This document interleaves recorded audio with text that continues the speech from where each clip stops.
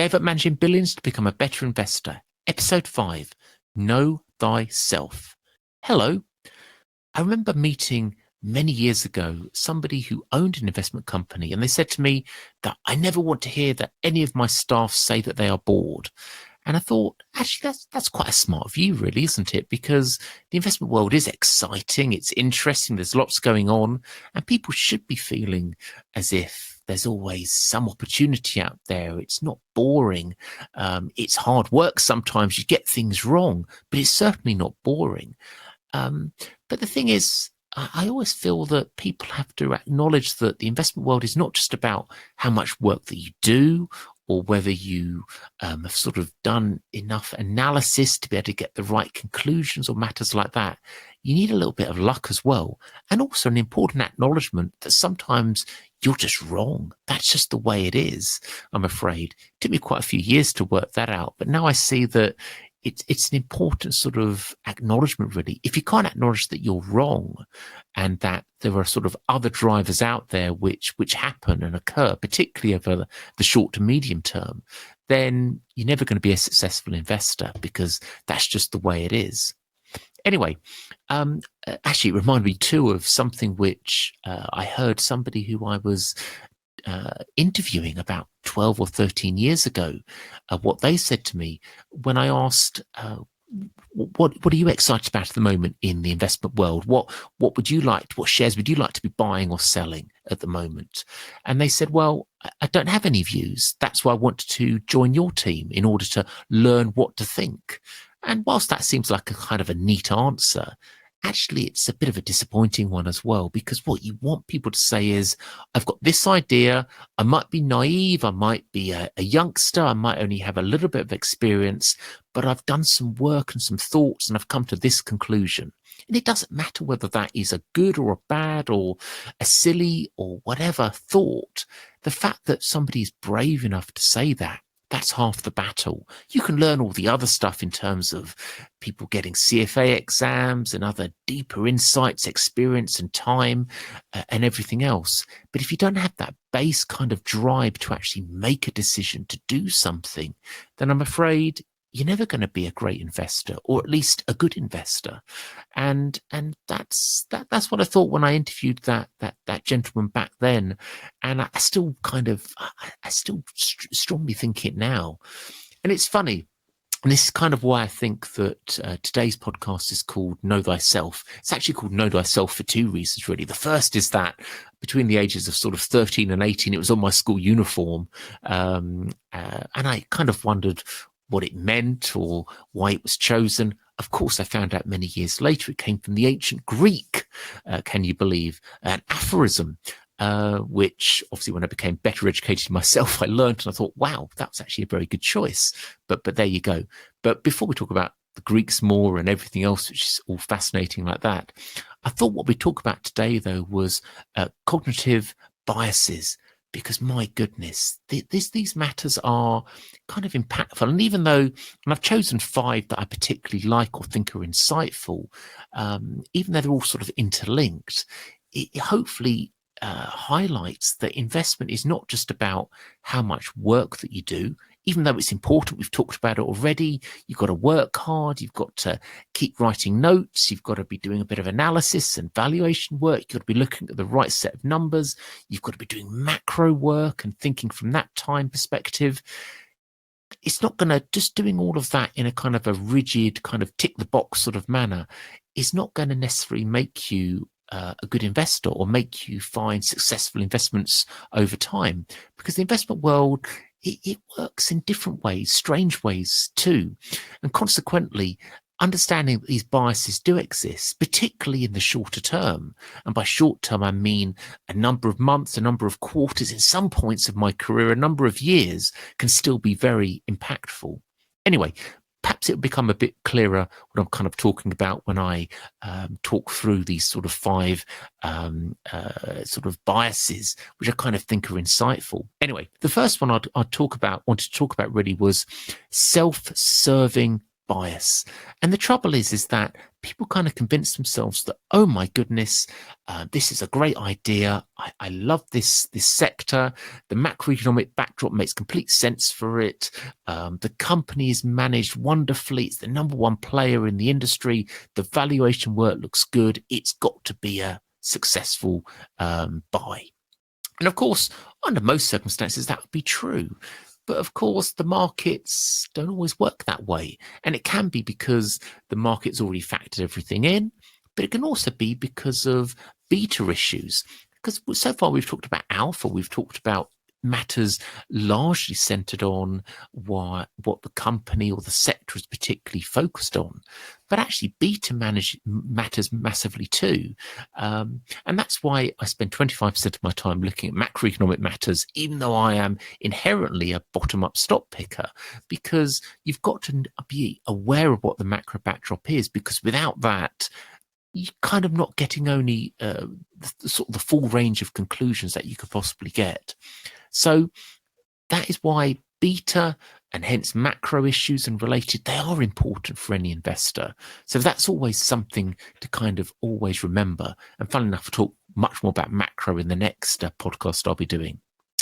The next part I wanted to talk about was in-group favoritism. In-group favoritism, oh my goodness. I mean, this is kind of a fascinating concept, really, because the trouble is, again, it's particularly apparent when you're one of these bottom-up, sector-specific kind of stock pickers who says, wow, this sector is my favorite. It's the one that I think is going to be an important part of the future, and therefore something is going to be wonderful. Something's going to be successful. It's just inevitable this is the case.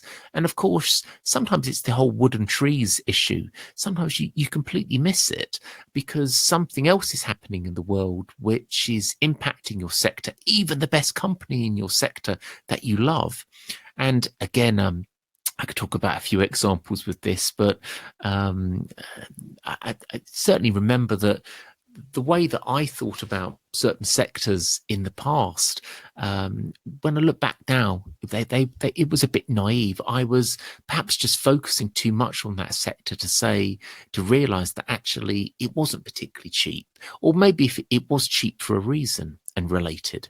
The next one up would be bandwagons. Oh, bandwagons. Well, it's kind of interlinked with what I've just been talking about, really, because the best bandwagon I know, of course, is the dot-com boom and the dot-com bust, because I guess it's something which happened in the early part of my investment career in the late 1990s and the early part of the 21st century.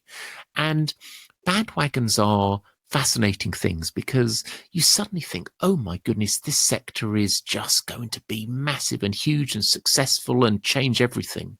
And we've had that with various points of the technology sector back then at the turn of the century, obviously in more recent times, for a variety of reasons, in the 2010s and related.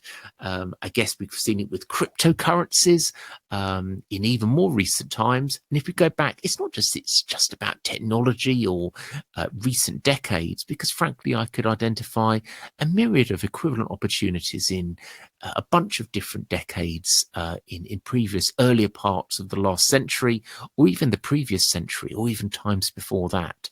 You often get these bandwagons where people think it seems to me it goes from something which started off as an area which was only understood by a few number of individuals for whatever reason, a particular bias, if there's something that they liked or just the sector that they were looking at. And it's okay in the first time. And that when the second grouping joins, perhaps more broader market investors who've said, wow, this actually sounds a good idea or an interesting sector or a concept which works for me. And of course, at that point, the investments are still working well, successfully. People are still making money because they appear to have been relatively early to the game and all of that. But it's when sort of subsequent groups start joining and it becomes a market consensus play. And funnily enough, the next bias is kind of interlinked with that a little bit, the sort of the whole notion of kind of group thinking and related matters, because this is where it becomes concerning, because the whole group think, this notion that something is guaranteed, it's a guaranteed success or guaranteed failure or whatever it might be, that's when you realize that so much is priced in that actually it's not that interesting for you as a new investor to this space or a continuing investor in this space at all. And this is why groupthink is one of my kind of most useful bias sort of insights. And I've talked already about the importance of looking at macroeconomic policy and why I spend 25% of my time doing that.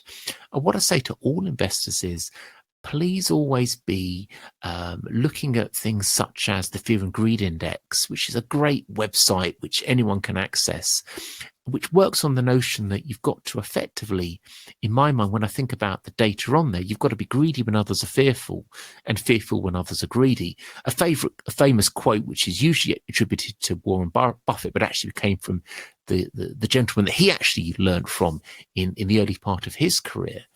And the importance of being kind of greedy when others are fearful and fearful when others are greedy is basically centered on this whole groupthink kind of concept, because things get fully factored in, good or bad, be it because of macroeconomic matters, company-specific matters, or anything in between. Things get factored in. And when they're factored in as an investor, even though it feels difficult, it feels wrong, it feels different, it feels nobody agrees with you, it's often the right thing to do. But obviously you do that, the right thing to do, after doing your own bits of analysis and appraisal and everything else, but kind of acknowledging that there's a group sort of thinking there which is wrong, which is now hugely factored in, and you're not, as an investor, going to make any money from adhering to that kind of concept anymore, even though perhaps over previous parts of that cycle you've done very well out of that view. And of course, we're coming back now again to my most important insight as an early stage investor was that dot-com boom, because that point in the late 90s and early part of the 21st century, you had booms and busts, and both were completely logical, and you learned from them hugely. As an investor, if you flip the switch and sold a bunch of tech stocks and dot-com boom stocks in early 2000 and either went short or flipped all your money into a range of slightly more steady, boring areas in the broader markets, you would have been a genius and would have done very well, massively outperforming the market. And of course, every cycle is like that in different ways and forms, as we've seen in more recent years with matters such as COVID, the 2010s, etc., etc. There's always an opportunity to benefit from that sort of required switch, which doesn't feel right at the time, but believe me, as an investor, it makes an awful lot of sense. The final bias I wanted to talk to you about really was the sort of the concept of naive realism. And I think the best way to think about this, and I remember many, many years ago coming across the Financial Times introducing the concept of hindsight asset management, which was a sort of a kind of a conceptual notion, a sort of a theoretical non-existing investment company who would sort of say, well, we did these marvelous things because in hindsight, we were absolutely correct in doing this and stuff like that. And hindsight asset management is this notion that it's easy to sort of justify something after it's occurred because it doesn't feel dangerous. It doesn't feel wrong. It feels right. But it's kind of, if you like, the sort of the next stage of that sort of buying when someone being optimistic and greedy when others are fearful and fearful when others are greedy. You're kind of taking that concept but sort of extending it a bit further. So you're being greedy when others are greedy and fearful when others are fearful.